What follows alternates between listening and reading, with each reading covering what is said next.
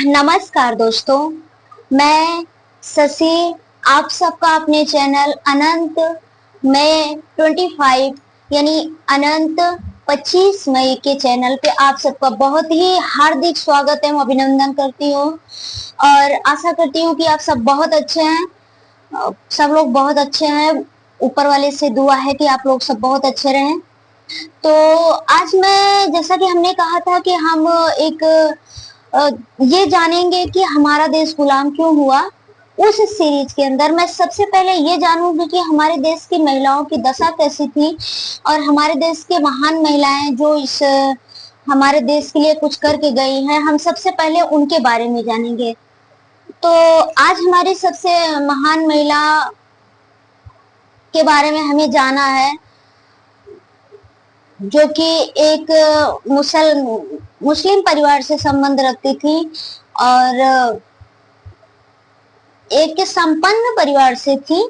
तो इनकी कहानी बताने से पहले मैं ये बताना चाहूंगी कि ये कहानी बताने का मेरा उद्देश्य क्या है और मैं ऐसा बता क्यों रही हूँ।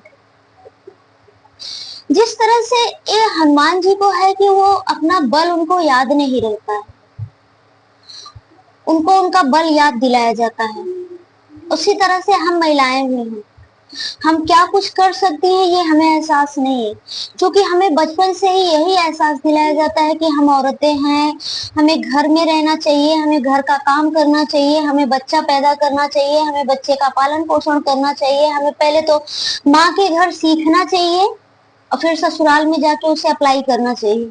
और इन सब के बीच में हम माताओं एवं बहनें भी, मैं मतलब इन सब में योगदान रहता है। मैं समाज को बिगाड़ नहीं रही हूँ, मैं समाज का मेरा बिगाड़ने का नहीं उद्देश्य है।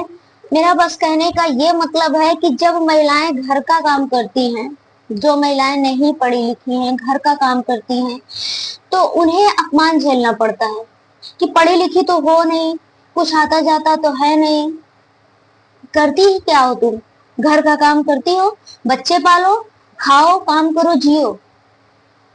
तो जब ये सब ताने सुनने लगी तो औरतों ने पढ़ना लिखना शुरू कर दिया, जॉब करना शुरू कर दिया।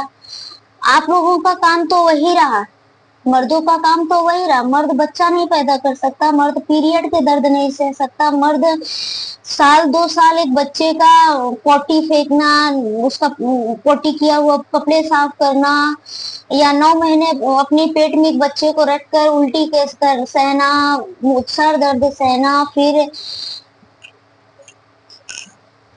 अथाह डिलीवरी के समय अथाह दर्द होता है। मेरा भी एक बच्चा है, मेरा एक बेटा है, मैंने भी वो दर्द सहा है। भले वो सीवियर से हुआ है, ऑपरेशन से हुआ है, सीजर से हुआ है, लेकिन दर्द मुझे भी होता है। और मुझे तो उलझन होती थी, बहुत ज्यादा उलझन होती थी। मैं खाना ऐसे लिए के खड़ी रहती थी, खड़े खड़े खाना खाती थी, किसी भी तरह खा लेती थी। बस ये होता था कि खा लूं, किसी तरह से पेट में चला जाए, बच्चा मेरा खाना पा जाए, नहीं वो पेट में भूखा रहेगा। अनंत मेरा पेट में था, ये 9 महीना डिलीवरी डेट डॉक्टर ने दिया था, उससे और जा रहा था। यहाँ तक कि मेरा मतलब उलझन इतना ज्यादा बढ़ गई थी कि मुझे डिप्रेशन सा हो गया था, या फिर कहें कि ऐसा लग रहा था कि किसी भी तरह से बच्चा बाहर जल्दी से निकल जाए। मैं डर गई थी कि अगर मुझे ज्यादा दिक्कत हो जाएगी तो मेरे बच्चे को दिक्कत हो जाएगी।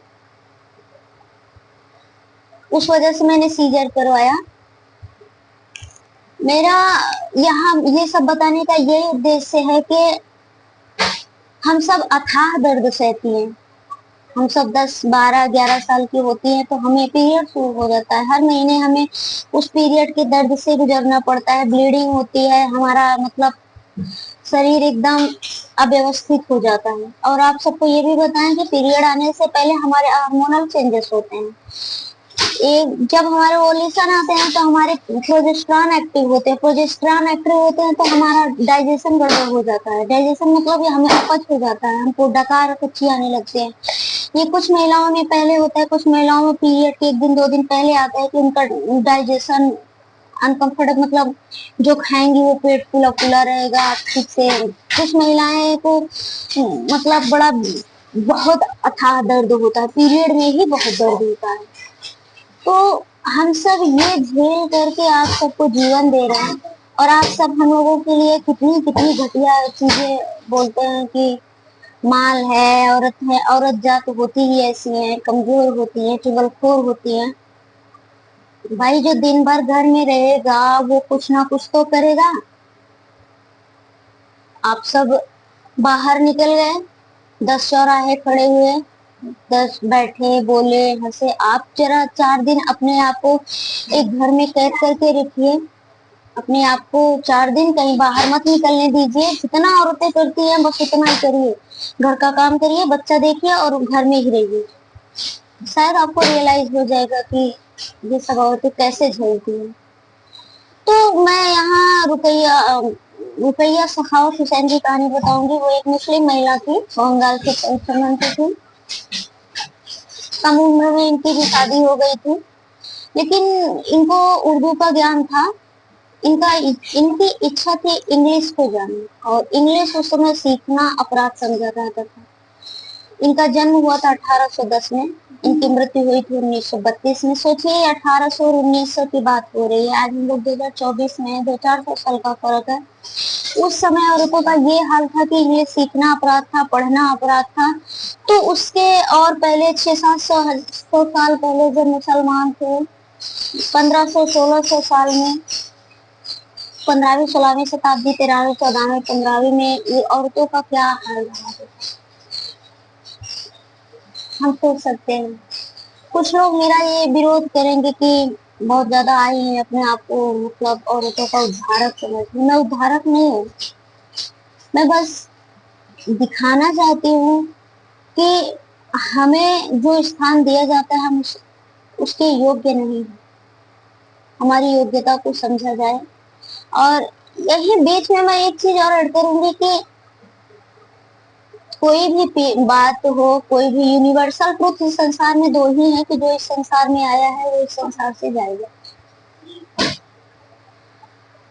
बाकी यूनिवर्सल ट्रुथ मुझे कुछ नहीं लगता। कोई भी ऐसी बात नहीं है जो सब पे लागू हो। बहुत से ऐसे महिलाएं हैं जो उस समय भी सुखी थी, संपन्न थी, सब कुछ आजाद था, लेकिन वो अपनी आजादी का, अपने सुख का सुविधा लेके इस संसार से चली गई। डिफरेंट जो कुछ किसी ने किया उन्हीं में से एक है हमारी आज की लेडी रुकैया सखावत हुसैन।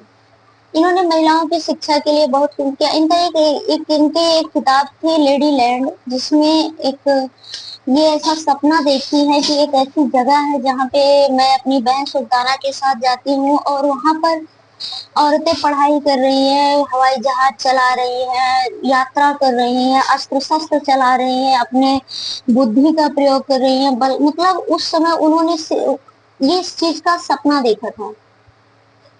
फिर उन्हें थोड़ी देर बाद इस चीज का एहसास हुआ कि नहीं, ये सत्य नहीं है, ये तो मैं सपना देख रही हूँ, ये सत्य नहीं है। तो उन्होंने, वो चूंकि एक संपन्न परिवार से थी, इनका परिवार अमीर था, पैसे की कोई कमी नहीं थी, धन मान वैभव से संपन्न था, तो कोई ना कोई पढ़ा तो रहा ही होगा। तो इनके बड़े भाई साहब पढ़े थे, उन्होंने इनको इंग्लिश सीखने में मदद की। तो इन्होंने इंग्लिश में पत्रिका में ये छपी सबसे पहले लेडी लैंड। इन्होंने इंग्लिश सीखने के हिसाब से ये किताब लिखी थी लेडी लैंड। तो इन्होंने बंगाल में ये सबसे ज्यादा इन्होंने मुस्लिम महिलाओं की शिक्षा पे जोर दिया, क्योंकि मुस्लिम शिक्षा, मैं ये नहीं कहती, बहुत विदेशों में मैंने बहुत पहले एक बार एफएम पे सुना था कि कुछ विदेशी देश ऐसे हैं जहाँ महिलाओं पे बड़ा अत्याचार होता है। मतलब कि मुझे जहाँ तक ध्यान है, आज से शायद मैंने 6-7-8 साल पहले सुना था, विविध भारती पर एक कार्यक्रम होता था कुछ जिज्ञासा, उसमें यूनुस खान जी ने बताया था कि हुआ क्या, कहीं किसी और बताया था कि औरतों को मतलब ये सामान समझा जाता था।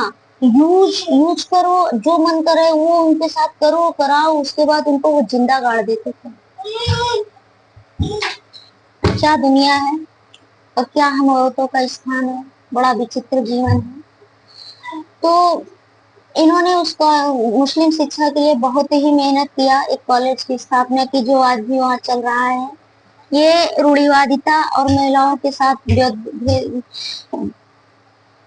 जो वेद व्यवहार होता था उसके खिलाफ थी, इसीलिए आज ये अमर है। तो मैं हर महिलाओं से कहूंगी कि जो आप पे बीत गई है, कोशिश करिए कि वो आपकी बच्ची पर ना बीते। काम सब करें, मैं ये नहीं कहती कि लड़कियां काम ना करें, लड़कियां भी काम करें, लड़कों भी काम करें, दोनों को इंडिपेंडेंट स्वतंत्र बनाइए, दोनों को हर काम के योग्य बनाइए।